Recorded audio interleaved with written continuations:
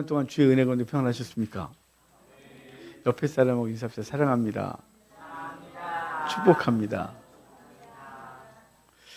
네, 제목이 있어요. 제목 같이 읽겠습니다. 사랑으로 행하라. 아멘. 오늘 우리는 고린도전서를 마무리하고 있어요. 꽤 오래 봤죠. 고린도전서를 이제 결론을 짓고 있는데요. 대부분 인사말이에요. 인사말로 결론 짓고 있는데, 고린도전서 전체 이야기를 기억하십니까? 다 끝냈는데 1장은 이제 인사말이었어요. 그리고 6장까지가 고린도 교회의 문제였죠. 7장부터 고린도 교회 사람들이 바울에게 질문한 내용을 답을 했었어요.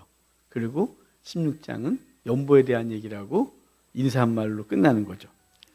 그래서 1장을 보면 고린도 교회 분쟁 얘기했거든요. 파당이 나눠져 있었다는 거죠. 아볼로파, 게바파, 그리고 바울파, 그리스도파, 이렇게 파당 나눠진 교회를 책망했어요. 마치 이 시대의 한국 교회가 이렇게 나눠져 있고 분쟁하고 있는 것 같은 느낌이에요. 하여간 고린도 교회 문제는 지금 한국 교회 문제이기도 하죠. 그래서 파당이 나누는 걸 책망했고, 그렇게 된 건 너희가 성령을 따라 행하지 않음이라고 2장에서 말했고, 3장에서는 그 파당을 나누는 것을 성전을 더럽힌다라고 말해요. 그러니까 분쟁하는 거 성전 더럽힌다는 거죠. 그래서 하나님 멸하실 거다, 이렇게 두렵게 말했어요. 그렇게 분쟁한 이유가 뭐냐? 4장은 너희가 교만하기 때문이다 라고 말했거든요. 그리고 이제 5장에 오면 교회 내 또 다른 문제, 음행에 대한 문제를 다뤘어요. 고린도 지역이 음란했었다 그랬잖아요. 음란한 세상 살다가 교회 왔는데 안 끊어진 거죠. 그래서 그 음란함이 교회를 더럽혔어요. 그것에 대해서 책망했고요. 6장은 교회 내에서 소송이 벌어졌었어요. 그래서 너희 중에 지혜로운 사람이 없냐? 그래서 소송에서 이기면 뭐하니? 니네 이미 졌는데, 그리스도 영광 다 날아갔는데 차라리 손해를 봐라, 그렇게 가르쳤었어요. 7장부터는 고린도 교회 성도들이 바울에게 질문한 내용이라 그랬죠. 첫 번째는 결혼해도 될까요, 말까요? 뭐 이런 거였어요. 그다음에 우상 숭배에 대한 얘기였고요. 그다음에 사도 바울이 기꺼이 권리를 포기한다는 얘기를 9장에서 했었어요. 10장은 우상 숭배 금지에 대한 얘기를 하면서 감당하지 못할 시험 주신 적이 없다, 믿음 지켜라, 이런 얘기했고요. 11장은 애찬에 대한 얘기를 하고, 12장은 성령의 은사에 대한 얘기를 하다가 13장 사랑의 은사에 대해서 강력하게 얘기를 해요. 그리고 14장은 방언과 예언에 대해서 다시 말했고, 15장은 부활을 믿지 않는 사람들을 향해 부활을 믿으라고 말씀했어요. 그리고 우리가 보는 16장에 오면 이제 예루살렘 교회가 어려움을 겪고 있었는데 연보를 부탁하는 얘기를 했고, 오늘 인사말 하고 있는 장면이에요. 자, 이제 16장 인사말 좀 볼 텐데요. 우리 13절, 14절 같이 읽어볼까요? 같이 읽겠습니다. 깨어 믿음에 굳게 서서 남자답게 강건하라. 너희 모든 일을 사랑으로 행하라. 아멘. 여기 깨어있으라 이렇게 말하거든요. 인사말에서 깨어있으라 이렇게 말해요. 깨어있다 이 말이요, 원어적인 의미는 무슨 뜻이냐면요, 망보다. 그러니까 군사가 경계를 서고 있는 장면이에요. 그러니까 너희가 그 보초를 잘못 쓰면, 경계를 잘못 쓰면 적들이 침범하고, 그리고 그 안에 있는 모든 사람들이 해를 당하지 않겠어요? 그 얘기예요. 그래서 깨어있어라 이 말은 너희의 믿음을 지키기 위해서 깨어있어 망보듯이 하고 있으란 말이죠. 또한 너희 공동체를 지키기 위해서 너희는 깨어 있어야 된다는 거예요. 이 시대의 성도들은 다 깨어 있어야 됩니다. 왜냐하면 너무 배가 불러서 그래요. 살만해서 다 잠들어 있어요. 여러분, 우리나라 70년대, 80년대가 왜 교회가 엄청난 부흥을 일으켰냐면요, 그때 되게 어려웠거든요. 너무 어렵기 때문에 기도하지 말래도 기도할 수밖에 없었고요, 하나님 섬기지 말래도 섬길 수밖에 없었어요. 그때는 유일한 희망이 하나님이셨거든요. 그러다가 잘 살기 시작했고, 잘 살면서 이제 성도들도 잠이 들었죠. 세상 것에 이제 잠들어서 하나님 앞에 깨어있지 못하고 신앙도 다 잠들었어요. 하나님은 깨우실 거예요. 깨우는데 어려움으로 깨우지 않기를 바라요. 어려운 환경으로 깨우면 고통이 따르잖아요. 스스로 하나님 앞에서 깨어 있어야 되죠. 하나님께서 우리 평강을 주실 때, 살만할 때 깨어있지 않으면 하나님은 강제로 깨우시는 역사를 일으킨다는 사실을 기억하면 우리 이 시대 어떻게 살아야 되는지 알죠. 바울은 고린도 교회가 풍요로웠어요. 그리고 정말 고린도는 경제적으로 엄청난 도시였어요. 왜냐하면 고린도가 완전히 파괴됐다가 율리우스 시저에 의해서 다시 재건되거든요. 재건될 때 엄청난 경제 도시로 재건되어져요. 그래서 에게해하고 이오니아해를 이렇게 왔다 갔다 하면서 배들을 대면 배들이 이렇게 산을 넘어가거든요. 그러니까 그동안 엄청난 사람들이 거기 돈을 썼고, 그리고 상인들이 거기 모여들면서 신전도 무지하게 활성화됐고 돈도 무지하게 많았죠. 그런데 거기서 예수 믿는 사람들이 생겼고 그들이 왔지만 여전히 그들은 세상 거 다 갖고 들어와 있으면서 그들은 잠들어 있던 거죠. 세상에 한 발, 교회 한 발, 세상 것도 취하고 주의 것도 취하려니까 안 되는 거잖아요. 바울은 고린도 교회를 향하여 이렇게 책망하고 나서 첫 번째 말씀이 깨어 있어라. 제발 깨어 있어라. 너희 신앙 상태가 깨어 있고 세상이 너희들에게 어떻게 너희들 넘어뜨려 가는지를 깨어 있질 않으면 너희들은 늘 넘어지는 상태가 된다는 거죠. 여러분 깨어 있으시길 바랍니다. 그 다음에 이어지는 얘기가 믿음에 굳게 서서 그래요. 깨어 있고 굳게 서서 마치 지금 초병이 성 위에 서서 대적들을 보면서 지키고 있는 느낌이에요. 깨어 있고 믿음에 굳게 서라 그러거든요. 믿음에 굳게 서다. 여러분 믿음에 굳게 서려면 어떻게 서야 되는 거예요? 난 믿습니다는 믿음에 굳게 서는 거예요. 여러분 그러다가 이상해지는 거예요. 믿음에 굳게 서는 건요, 말씀에 기초를 두고 서는 거예요. 말씀이 우리 속에 있고 그 말씀에 기초하여 내 삶을 살아내는 것, 그걸 믿음에 굳게 선다 그래요. 그러니까 이 시대 그리스도인들이 그리스도인이라는 이름을 갖고 있고 성도라는 이름을 갖고 있지만 왜 이렇게 맨날 흔들리고, 우리 오늘 집사님이 기도하실 때 한국 교회가 수모를 당하고 이렇게 되는 건, 조롱을 당하는 이유는 믿음이 있다고 하는데 어디에 서지 못한 거예요. 말씀 위에 서지 않았기 때문에, 말씀이 가르쳐준 기초에 두지 않고 내가 원하는 바를 믿고 내가 원하는 걸 얻어내는 것에 강력한 믿음을 갖고 살았던 거죠. 그러니까 기복주의 되고요, 세상 것을 얻어내는데 그 믿음이 유효할지 모르겠지만 성도답게 살아가고 세상을 향하여 교회의 그 위험을 드러내는 데는 전혀 쓸데가 없었단 말이에요. 여러분 그러니까 깨어있고 믿음에 굳게 선다 이 말은요, 말씀 위에 딱 바탕을 두는 거예요. 그래서 말씀을 읽으셔야 돼요. 그러기 위해서 스스로 말씀을 좀 읽으셔야 돼요. 여러분 세상에서 한 자리 하려고, 세상에서 성공하려고, 세상에서 먹고 살려고 여러분 얼마나 많이 공부하세요? 나이가 들어도 공부하고 자격증 따겠다고 공부하고, 이제 지금 내가 하고 있는 이 일이 이제 더 이상 소망이 없다 싶으니까 다른 걸 위해서 이제 미래를 위해서 또 뭐 공부하고 열심히 하잖아요. 먹고 살려고. 그런데 정말 중요한 영혼이 서는 것에 대해서는 그렇게 게을러요. 이게 심각한 거예요. 우리는 성도잖아요. 성도는 바탕을 말씀에 두고 있거든요. 말씀에 두질 않으니까 맨날 흔들리는 거예요. 뭐가 잘 되면 할렐루야 그랬다가 어려우면 확 무너지고 하나님이 계시니 안 계시니 정도까지 가서 한국 교회가 30-40%가 교회를 안 나오고 있는 거예요. 그리스도인들이 나는 성도입니다. 그리고 교회를 안 나오는 건 이게 이상하지 않아요? 너무 이상한 거죠. 공동체에 속해 있는데 공동체에 나오지 않는 건 믿음이 흔들린다는 거죠. 그래서 깨어있고 믿음에 굳게 서서 남자답게 강건하래요. 남자답게라는 말은 좀 그리스도의 군사로서 서는 걸 얘기를 하죠. 근데 쭉 해놓고 거기 14절에 뭐라 그래요? 너희 모든 일을 사랑으로 행하라. 깨어있고 믿음에 굳게 서고 남자답게 강건한데 그 모든 행위들은 어디에 근거하냐? 사랑하래요. 근데 여기 사랑으로 행하라 되어 있죠. 원어는 엔 아가페예요. 그러니까 인 사랑이래. 인 러브죠. 그러니까 사랑 안에서 행동하라는 거예요. 사랑 안에서. 여러분 인간관계의 모든 것의 해결법은 사랑입니다. 사랑하면 상대가 다 괜찮아 보입니다. 사랑하지 않으면요, 그 사람의 행동 하나하나가 다 꼴보기 싫습니다.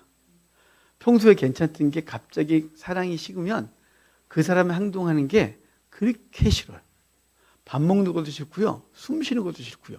다 경험해 보셨죠? 그런데 웃는 분들은 다 한 거예요. 그런데 사랑하면 그 사람이 밥을 먹다 밥을 흘려도 예뻐 보이고, 평소에 찍적거리고 농담하는 게 꼴보기 싫었는데 찍적거리고 농담하면 나 사랑해서 그러는구나 싶고 그러거든요. 사랑 안에서 행동하면요 다 예뻐 보여요. 우리가 지금 갈등하고 하나님 앞에서 아름답지 못한 삶을 사는 건 우리 속에 사랑이 식은 거예요. 사랑으로 행동하지 않는 거예요. 사랑 안에 거하지 않기 때문에 인간관계가 껄끄럽고 불편하고 힘든 거예요. 사랑하십시오. 하나님의 사랑의 눈으로 보면 다 괜찮아 보입니다. 그게 은혜예요. 괜찮아 보이는 거. 그게 선물이죠. 하나님 우리를 사랑하신 거에 대한 감각이 있고 그 감각 때문에 우리가 그 사랑 때문에 감격하면, 그래서 이 속에서 감격하면 그 다음에 대하는 사람들이 사랑스러워지는 거예요. 이번 한 주간 여러분을 스스로 보십시오. 내가 사랑 안에서 행동하는지 사랑하고 상관없이 행동하는지를 스스로 알 수 있습니다. 그게 뭐냐면요, 내가 누군가를 향해 자꾸 비판한다, 내가 누군가를 자꾸 왜 저러냐, 자꾸 이렇게 본다면 여러분은 사랑 안에서 행동하는 사람이 아닌 거예요. 그냥 그 사람이 그렇게 행동하는 것도 괜찮아요. 그럴 수 있지. 얼마나 힘들었으면 저럴까. 저 사람이 자란 환경이 저래서 지금 저러는 거니까 이해해 줘야지. 이 모든 것은 사랑 안에서 행동하기 때문에 그렇게 보여요. 사랑을 제하면 다 정죄 대상이 돼요. 나와 같지 않기 때문에 다 불편한 존재가 되거든요. 여러분, 이익을 따라 사는 것이 아니라 사랑 안에서 행동하십시오.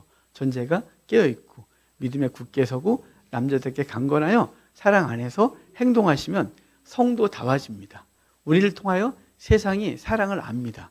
너희가 서로 사랑하면 너희가 내 제자인 줄 알리라 라고 말씀하셨던 주님이 무슨 말씀을 하려고 그렇게 말씀하셨냐 생각해 보면요, 사랑하고 그 사람 평안 따뜻하면 자꾸 가까이 가고 싶어요. 근데 비판하고 비난하고 껄끄러우면 그 사람하고 일적인 것 때문에 만날 수밖에 없지만, 일적인 게 아니면 이익이 전혀 그 사람을 만나서 나한테 전혀 이익이 없으면 안 만나고 싶어지죠. 근데 그 사람이 따뜻하면 이익 없어도 내 거 퍼주고 싶어져도 그냥 그 사람하고 있고 싶어져요. 왜냐하면 그 사람 속에 사랑이 흘러넘치거든요. 주님이 그러셨고 우리도 사랑 안에서 행동하라고 말씀하고 있는 거예요. 그러니까 이번 한 주간 동안 여러분 이 말 한마디만 하세요. 이 말씀, 사랑으로 행하라고 하는 이 말씀 기억하고 내가 정말 사랑 안에서 행동하고 있나를 점검해 보십시오. 그러면 자기가 어떤 존재인지 알 거니까. 바라기는요, 저와 여러분들이 사랑 안에서 행동하는 우리가 되기를 바랍니다. 그래서 우리 가정이 따뜻해지고 우리가 일하는 현장이 예수님이 드러나고 우리가 만나는 사람마다 우리를 통하여 예수님을 보게 하는 놀라운 역사가 있기를 바랍니다. 자, 이제 깨어있고 믿음에 굳게 서고 남자답게 강건하여 사랑 안에서 행동하는 사람들의 모습을 보여줄 거예요. 이제 뒷부분은 사람들이 이름을 거론하고 이런저런 얘기를 할 거거든요. 그러니까 사랑으로 행동한 사람들, 깨어있고 믿음에 굳게 섰고 남자답게 강건해서 사랑 안에서 살아가고 있는 사람들의 삶의 얘기들을 이제 인사말로 해줄 거거든요. 그들의 모습을 보도록 할게요. 자, 15절 봅시다. 15절 같이 읽겠습니다. 형제들아, 스데바나의 집은 곧 아가의 첫 열매요 또 성도 섬기기로 작정한 줄을 너희가 아는지라 내가 너희를 권하노니 아멘. 여기 스데바나 나오잖아요. 사도행전 7장에 나온 순교자 스데바나하고 전혀 다른 사람이에요. 이 스데바나는 고린도에서 사도 바울이 전도한 사람이에요. 그에게 세례를 줬다고 앞에 1장에서 말했거든요. 내가 스데바나의 집 사람들에게만 세례를 주고 내가 세례 준 사람이 많지 않은 게 감사해. 왜냐하면 내 파가 많지 않아서 감사해, 뭐 이런 뜻이에요. 그래서 사도 바울이 스데바나에게 세례를 줬거든요. 근데 스데바나의 집에 대한 얘기를 하는데요. 스데바나의 집은 곧 아가의 첫 열매 그래요. 아가야는요, 그리스가 있잖아요. 그리스 위쪽은 마케도니아 그리고요. 지금 저 아래쪽에, 그래서 로마래네요. 아테네와 그리고 그 고린도와 이 지역을 다 포함한 걸 아가야 지역거든요. 그 고린도까지. 그러니까 거기까지 이제 거기에서 첫 열매라고 말해요. 그 대단한 거죠. 첫 열매라 그러거든요. 근데 사실 아가야 지방이 고린도보다 먼저 갔던 데가 아테네거든요. 근데 아테네에선 이 사람 이름이 등장하지 않아요. 근데 등장하지 않아도 아마도 아테네에서 예수를 믿고 고린도에 와서 거기서 바울을 도와서 하나님의 나라를 세웠던 사람이라고 보여지거든요. 거기 보면 여기 아가야의 집 그러잖아요. 이 집이 오이키안 그러는데요. 단순히 물리적으로 보이는 집만을 말하는 게 아니에요. 이 집은 그 집안 식구, 그 라틴어 파밀리아와 같은 언어거든요. 그러니까 패밀리죠. 그러니까 집안 모든 식구인데요. 그러니까 스데바나와 그 가족들뿐만 아니라 그 집 안에 있는 노예까지 다 포함된 거예요. 그러니까 스데바나가 예수를 믿고 그가 예수를 믿으면서 그 가족 혈통들이 다 예수를 믿고 뿐만 아니라 그 집에 일하는 모든 사람들이 예수 그리스도 안에 들어왔다는 걸 말하는 거예요. 그러니까 주인한 사람이 예수를 영접하면서 그와 함께하고 있는 사람들이 예수 그리스도를 믿게 되는 놀라운 일이 벌어졌던 거죠. 근데 여기 보면요, 거기 그 집은 온 곧 아가의 첫 열매요. 또 성도 섬기기로 작정한 줄을 너희가 아는지라 그러죠. 이 작정했다가 자원하여 결심한 거예요. 그러니까 아가야의 첫 열매인 스데바나는 예수님을 믿고 그의 온 집안이 예수를 믿고 난 이후에 그들은 온 집안이, 그러니까 스데바나와 가족들과 그리고 그 집에 있는 모든 노예들이 다 하나님을 섬기자라고 작정했대요. 얼마나 놀라운 집안이에요. 그래서 고린도에서 교회를 세워가고 하나님의 나라를 세운 사람인 거죠. 여러분, 이 시대는요, 하나님의 일은 누굴 통해 벌어지냐면요, 옆구리 찔러서 하는 사람을 통해서 벌어지지 않아요. 하나님의 나라는 자원하는 사람들을 통하여 이루어지게 되어 있습니다. 여러분, 저와 여러분들이 하나님 앞에서 자원하여 하나님을 섬기기를 바라요. 그러니까 안 섬기면 복 못 받고, 안 섬기면 내가 하는 사업이 흔들리고, 안 섬기면 혹시 집안이 잘못될까 봐 억지로 섬기는 게 아니라 자원하여 하나님을 기쁘게 하는 우리가 되기를 바랍니다. 그렇게 되기 위해선 주의 은혜가 먼저 느껴져야 돼요. 그 은혜 받는 게 가장 먼저예요. 하나님의 은혜를 받으면 자발적으로 움직이게 돼요. 누군가에게 도움을 받으면 그 사람의 도움이 고맙잖아요. 그래서 그를 위해서 뭔가를 하고 싶죠. 그건 인간관계 속에서 똑같은 거 아니겠어요?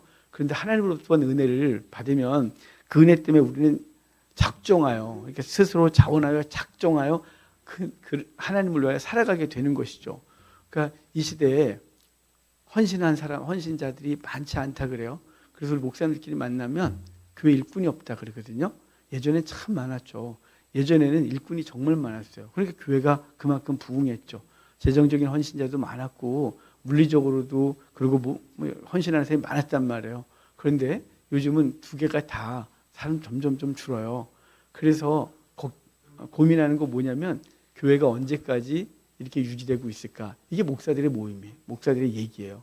언제까지 유지될 수 있지? 이게 왜냐하면 재정도 안 돼, 헌신자도 없어. 그러니까 이제 다음 미래를 꿈꾸는 교회가 그렇게 많지 않은 거죠. 이미 자리를 잡은 큰 교회들은 이제 미래가 계속되어야 된다고 생각되지만 중소형 교회들은 미래에 대한 것을 확신하지 못하는 상황이 돼 있어요. 왜냐하면 자원하여 헌신하는 사람들이 줄었기 때문입니다. 여러분, 교회가 있어야 된다고 믿습니까? 이 시대에 교회가 있어야 되고 교회가 있어 영혼을 건지고 하나님 나라가 선다고 믿는다면 자원하여 자발적으로 헌신하는 자들이 되시길 바랍니다. 꼭 교회 와서 헌신하란 말이 아니에요. 여러분의 삶의 자리에서 자원하여 성도의 삶을 살아내십시오. 가장 중요한 것은 여러분의 가정이에요. 가정에서 자신의 권위를 내려놓고 성도의 삶을 사십시오. 권위를 드러내는 순간 성도의 삶은 무너집니다. 남편은 남편의 권위 내려놓으셔야 돼요. 엄마는 엄마의 권위 내려놓으셔야 돼요. 자녀는 자녀의 특권 좀 내려놔야 돼요. 그래서 하나님의 사랑 안에서 성도답게 살겠다는 작정을 하고 성도다운 삶이 무엇인지를 성경을 통하여 배웠다면 그렇게 행동하셔야 돼요. 그렇지 않기 때문에 예배당에서의 우리 모습과 가정과 직장에서의 모습이 너무 다른 거예요.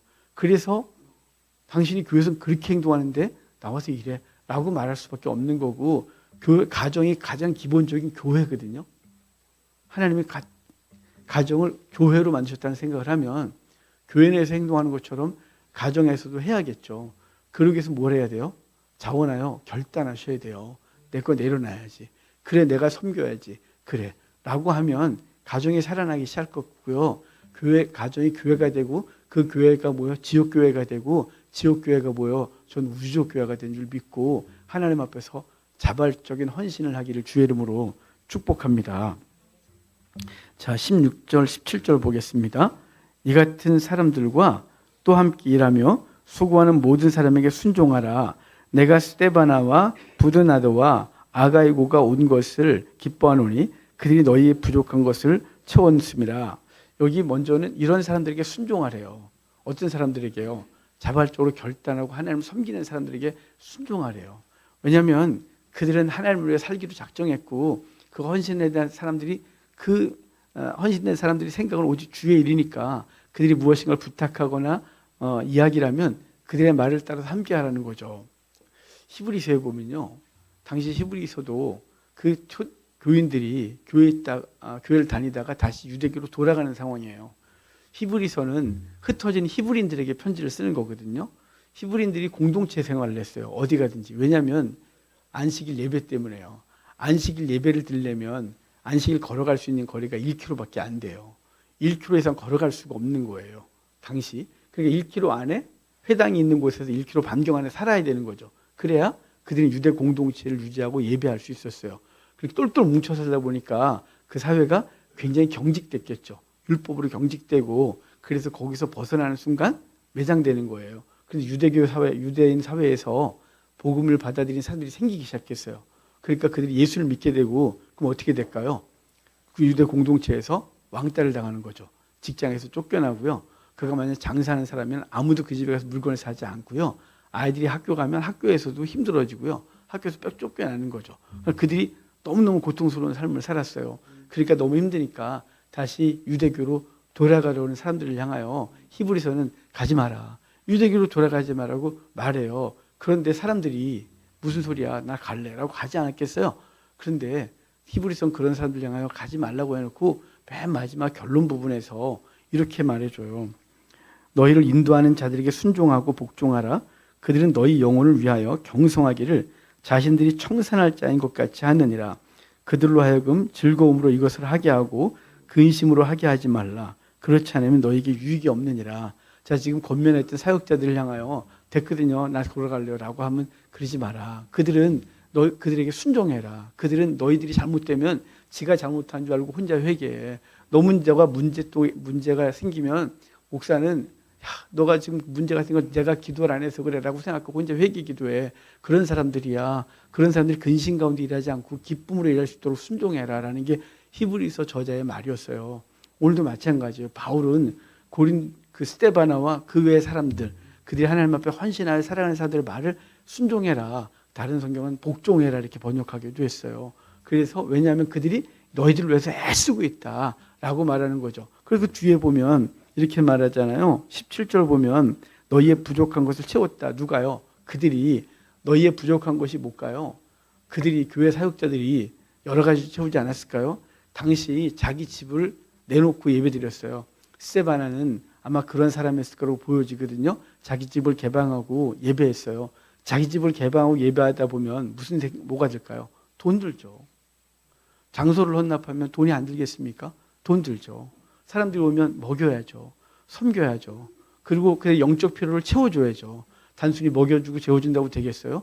그들이 신앙이 어떤지를 봐야죠. 그래서 그들을 채웠단 말이에요. 그래서 너희의 부족한 것을 채웠다 이렇게 말하는 거예요. 그러니까 왜 그들에게 복종해야 되느냐? 그들은 너희의 부족을 채워주는 존재다. 영적으로 부족한 거 채워주고 인격적으로 부족한 거 채워주고 재정적으로 부족한 거 채워주고 그래서 너희를 왜 헌신하니까 그들에게 순종해라 이렇게 말씀하고 있는 것입니다. 18절 볼까요?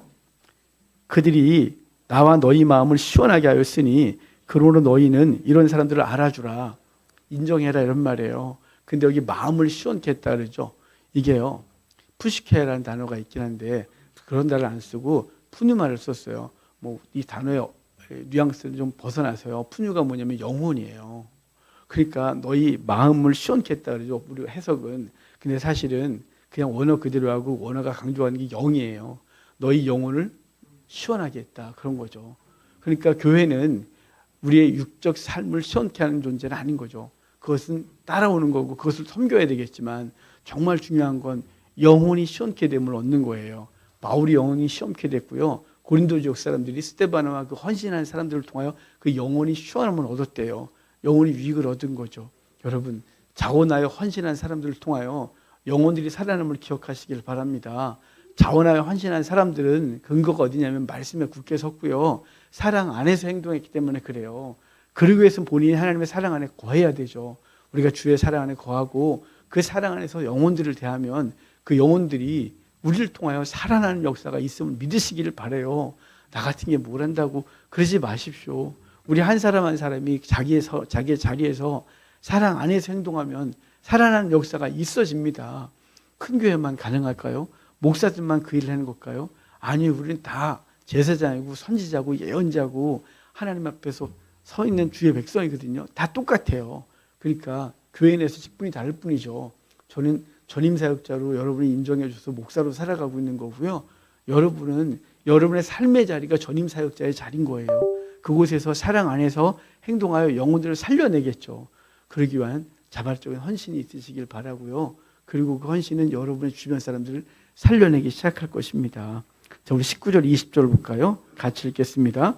아시아의 교회들이 너에게 무난하고 아굴라와 브리스가와 그 집에 있는 교회가 주 안에서 너희에게 간절히 무난하고 모든 형제도 너희에게 무난하니 너희는 거룩하게 입맞춤으로 서로 무난하라. 아멘.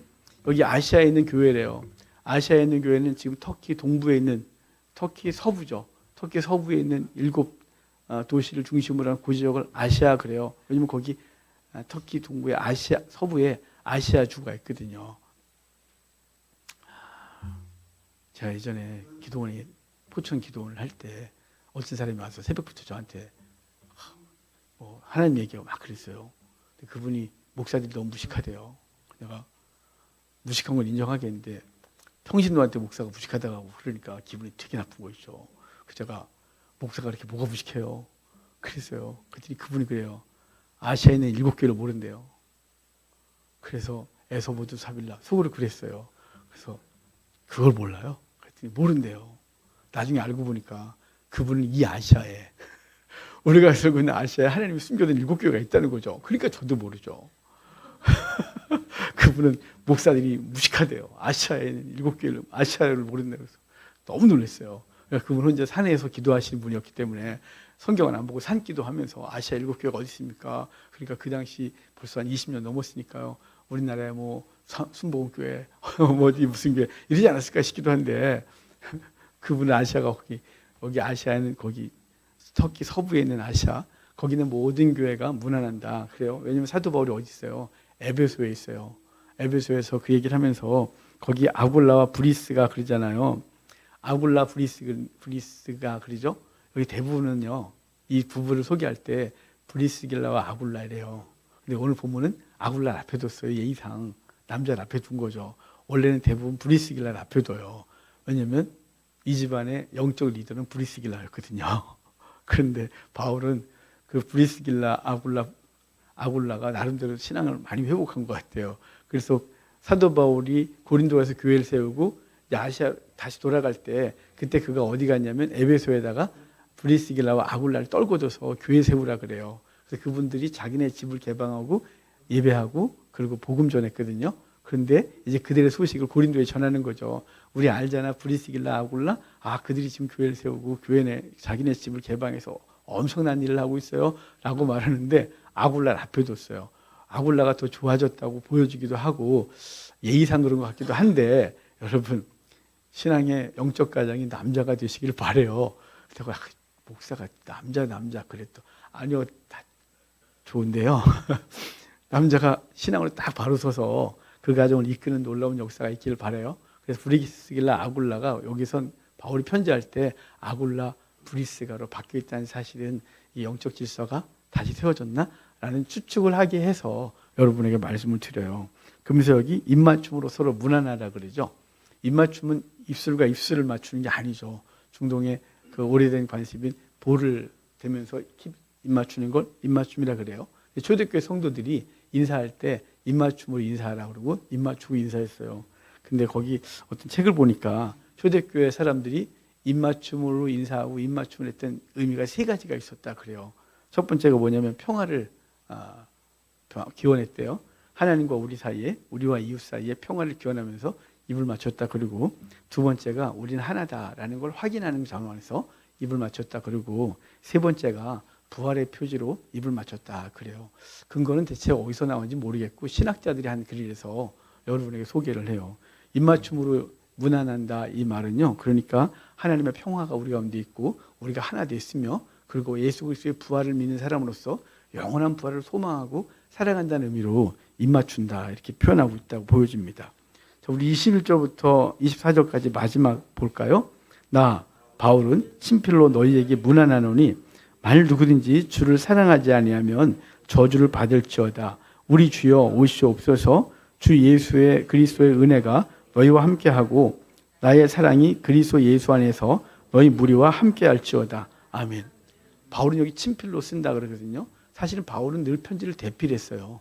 다른 사람이 써줬거든요. 근데 맨 마지막에 사인을 하고 있다고 보여줘요. 내가 친필로 쓴다. 그래서 내가 이 말은 내가 직접 하는 말이니까 똑바로 들어라. 이렇게 한다고 보여지고요. 그러면서 무서운 말 있죠. 여기 정말 이런 말을 어떻게 썼지 싶어요. 주를 사랑하지 아니하면 저주를 받을지어다. 이걸 대체 어떻게 해석해야 되지 싶을 정도예요. 그래서 주석학자들도 이건 대체 무슨 소리냐. 그래서 이제 완곡하게 다들 해석을 했죠. 뭐냐면 예수를 안 믿으면 이미 저주 가운데 있는 거니까 그래서 주를 사랑하지 않으면 저주를 받을지어다라고 한 것이다 라고 말했는데 그보다 더 센 말 같아서 예수 그리스도를 믿지 않으면 그리스도를 사랑하지 않으면 저주를 받을지어다라고 한 것 지금 앞에서부터 쭉 추론해 보면 제 나름대로 추론해 보면 고린도 교회가 너무 많았어요. 너무 문제가 많았어요. 문제가 많았는데 그들이 주를 사랑한다면 그 문제에서 벗어나지 않겠습니까? 음행의 문제에서 주를 사랑하면 벗어나지 않을까요? 이익을 챙기겠다고 소송하는 성도끼리 서로 싸우고 있는 그것에서 포기하지 않을까요? 또 우상숭배에서도 자기 이익을 따라 우상숭배하고 있는 것을 주를 사랑하면 우상숭배를 내려놓지 않을까요? 교회 내 은사를 활용하는데 그 은사를 통해 자기가 교회 내에서 어떤 주도권을 가지려고 막 하는 것들을 주를 사랑하면 그 주도권을 내려놓지 않을까요? 그래서 제가 어제 이 말씀을 대체 이걸 어떻게 해석해야 돼요? 라고 주석을 뒤주고 하나님 앞에 기도하면서 그래 이건 사도 바울이 1장부터 지금까지 했었던 얘기 고린도 교회 문제들은 주를 사랑하지 않기 때문에 벌어진 것이다 라고 보여주고 주를 사랑하지 않으면 계속 그 짓을 하고 그 짓을 하면 영혼들의 상처를 주고 교회가 교회되지 못하게 하기 때문에 주를 사랑하지 않으면 저주를 받을 줄 알고 아주 강력한 어조를 말하고 있다고 보여줘요. 여러분 주를 사랑하십시오. 주를 사랑하면 사랑 안에서 형제를 대하게 되고 주를 사랑하면 사랑 안에서 우리 가족 구성원들을 대하게 되고 주를 사랑하면 사랑 안에서 나와 같지 않은 사람들을 대하게 돼서 그리스도의 사랑이 드러나게 됩니다. 그러면서 하는 말이 뭐예요? 주여 어서 오시옵소서 마라나타예요. 요한계시록 맨 마지막에 있는 단어와 동일한 단어예요. 마라나타 주여 어서 오시옵소서라는 말씀으로 끝났는데요. 근데 여기 23절 24절에 그리스도의 은혜와 내 사랑이 너희와 함께 하겠다 그러잖아요. 그리스도의 은혜 그리고 그 은혜 가운데 사도 바울은 그들을 사랑하는 마음으로 그들과 함께 하는 것을 얘기를 하고 있어요. 그래서 저와 여러분들이 그리스도의 은혜가 함께 하길 원합니다라고 하는 건 우리 쏙 빠져 있는 거잖아요. 그렇죠? 그리스도가 당신과 함께 하시길 바라요. 기도해 줄게요. 당신과 함께 할 거예요. 라고 하지만 여기 뭐가 전제된 거예요? 내 사랑이 당신들과 함께 하겠다. 이건 그리스도의 은혜가 있고 내가 행할 수 있는 것들을 같이 행하는 거예요. 누군가 지금 밥을 굶어요. 주님께서 당신한테 밥을 주길 원합니다. 예수님의 이름으로 기도합니다. 아멘. 돌아서면 되겠어요? 밥을 주길 원합니다. 그래 놓고 내가 있는 돈이 얼마 없어요. 그럼에도 불구하고 그것으로 나눌 수 있다면 나는 식당 가서 밥을 먹을 수 있는데 그 돈 갖고 편의점 갑시다. 그래서 도시락 먹을 수 있는 거잖아요. 그게 내 사랑이에요. 그러니까 하나님의 은혜가 우리 가운데 있기를 원하는데 그 하나님의 은혜는 누굴 통해 드러나는 거예요? 우리가 사랑함으로 그리스도 안에서 더 강력해지는 거예요. 여러분 사도 바울이 끝까지 말했던 거 뭐냐면 사랑으로 행하라는 거예요. 주를 사랑하지 않으면 저주를 받고요. 주를 사랑하면 사랑 안에서 모든 형제를 대할 수 있어요. 이번 한 주간도 사랑 안에서 행동하는 우리가 되기를 바랍니다. 하나님께서 우리에게 주신 그 의무가 너무 크고 때로는 힘들어요. 왜냐하면 우리 속에 사랑이 없거든요. 우리 속에 그만한 믿음도 없고 능력도 없어요. 형제를 사랑할 만한 힘도 없어요. 그런데 이 전체 문장에서 많은 부분이 수동형으로 되어 있어요. 하나님께서 주신 힘으로 하는 거예요. 여러분 하나님께서 주신 힘으로 이번 한 주간도 내게 맡겨진 사람들을 사랑하고 사는 귀한 복이 있길 주의 이름으로 축복합니다. 성찬합시다.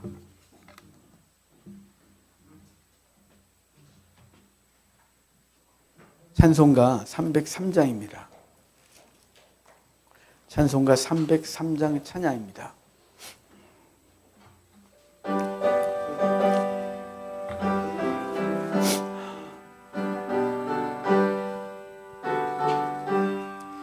날 위하여 십자가에 중한 고통 받으사 대신 죽은 주 예수의 사랑하시는 은혜여 보배로운 피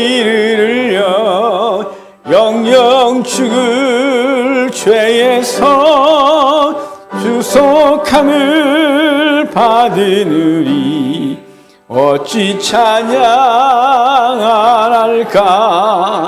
예수 안에 있는 우리 한량없이 즐겁고 주 성령의 위로함이 마음속에 차도다. 천국 음악 소리 같은 은혜로운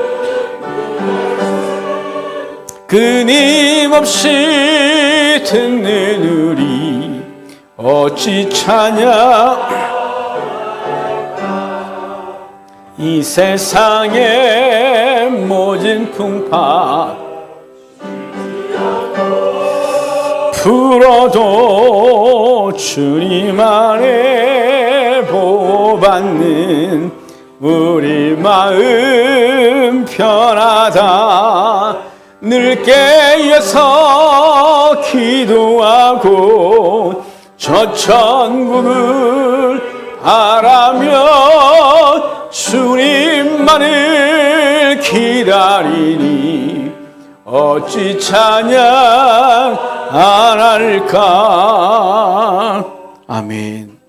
요한복음 13장 보겠습니다. 요한복음 13장 34절 35절입니다. 설교 중에도 말씀드렸던 본문입니다. 13장 34절 35절 제가 읽어드리겠습니다. 새 계명을 너희에게 주노니 서로 사랑하라. 내가 너희를 사랑한 것 같이 너희도 서로 사랑하라. 너희가 서로 사랑하면 이로써 모든 사람이 너희가 내 제자인 줄 알리라. 아멘. 서로 사랑하라고 말씀하셨습니다. 그걸 통해서 너희가 내 제자인 줄 알겠다 그래요. 우린 주의 제자잖아요. 제자란 원어의 뜻이 배우는 자거든요. 예수님께서 말씀하신 것을 배우고 그분이 가신 길을 배우고 그 길을 묵묵히 가는 존재예요. 이번 한 주도 주님께서 우리를 당신을 내어주신 사랑으로 우리를 구원하신 것처럼 우리도 우리 자신을 내어주어 주변을 사랑하고 살려내는 귀한 한 주 되기를 주의 이름으로 축복합니다. 성찬기를 엽시다. 무교병을 다시 설명드리겠습니다. 이스라엘 백성들이 출애굽할 때 처음으로 먹었었습니다. 그리고 출애굽한 이후에 이것은 영원토록 지킬 규례다라고 해서 알려주셨습니다. 이 무교병은 만들 때 절대 누룩을 넣지 않습니다. 누룩을 넣지 않고, 두 번째, 이 떡을 만들 때 구멍을 많이 뚫습니다. 세 번째, 거뭇거뭇하게 굽습니다. 네 번째는 주인이 손님에게 가장이 가족에게 나누어 줍니다. 이렇게 하는 것은 예수님이 누룩이 없는 분, 죄가 없으신 분으로 우리를 위해 십자가에 달리시고 그리고 십자가에서 죽으심을 의미하며 이렇게 된 것은 사단에게 진 것이 아니라 당신 스스로 정언하여 우리를 위해 당신의 몸을 찢으심을 의미합니다. 이 사랑 가지고 오늘도 이 한 주간도 우리의 몸을 찢어주는 마음으로 우리 주변을 살려내는 귀한 복이 있길 주의 이름으로 축복합니다.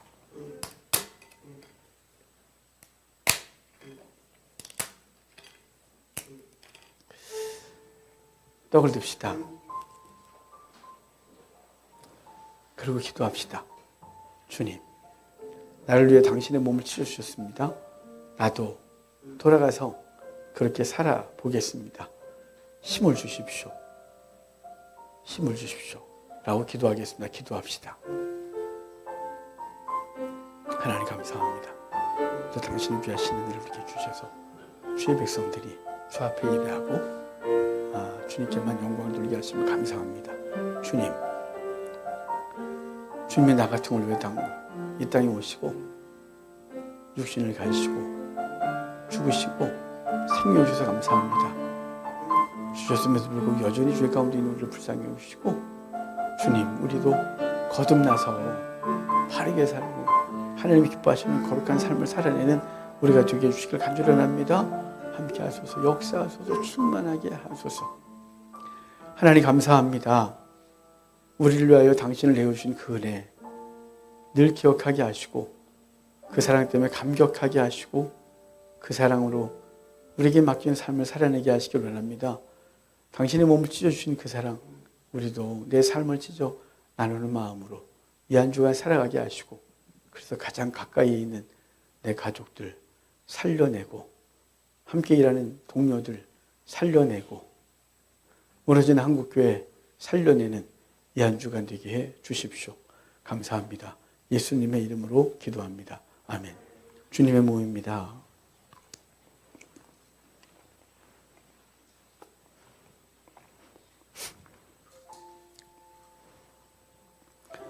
구약의 정결례를 통하여 우리를 씻으시고, 그리고 짐승의 피로 우리를 정결케 하시고 깨끗하게 하시고 죄 없게 하셨습니다.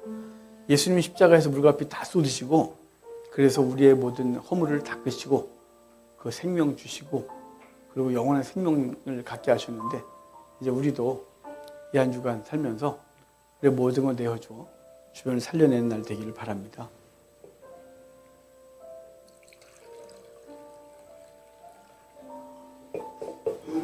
잔을 듭시다.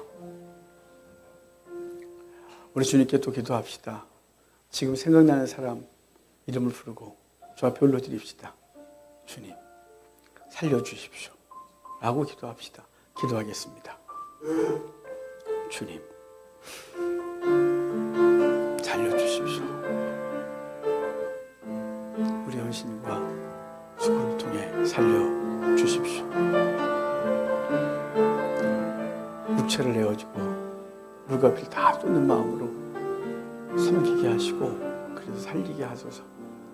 하나님, 우리는 그러나 능력이 없는 존재이지만 주님이 하셨기에 우리도 그렇게 하게 하시고 살려내게 하소서. 우리 성도들이 오늘 이름을 불러드린 주의 백성 기억해 주시고 그 영혼을 살려주십시오. 그를 위하여 헌신하는 당신의 백성들에게 힘 주십시오. 지치지 않게 하소서. 피곤치 않으면 때가 되면 이루겠다 하신 주의 약속을 이루어 주소서. 감사합니다. 하나님 감사합니다. 주님께서 우리를 살리신 것처럼 우리도 우리에게 맡겨진 사람들을 살려내기를 소원합니다. 주님께서 생각나게 하신 그 사람 이름을 부르고 올렸습니다. 주님, 오랫동안 수고해도 변화되지 않은 사람이었습니다. 애쓰고 몸부림쳐도 가까이 가면 상처가 되는 사람입니다. 그래서 주님께서 생각나게 하셨사오니 그를 위하여 이 한 주간 수고하겠습니다. 도와주시고 힘주십시오. 그래서 그 영혼이 살아나는 것을 우리가 보게 하시고 천국에서 함께 노래하게 하소서. 감사합니다. 예수님의 이름으로 기도합니다. 아멘. 주님의 피입니다.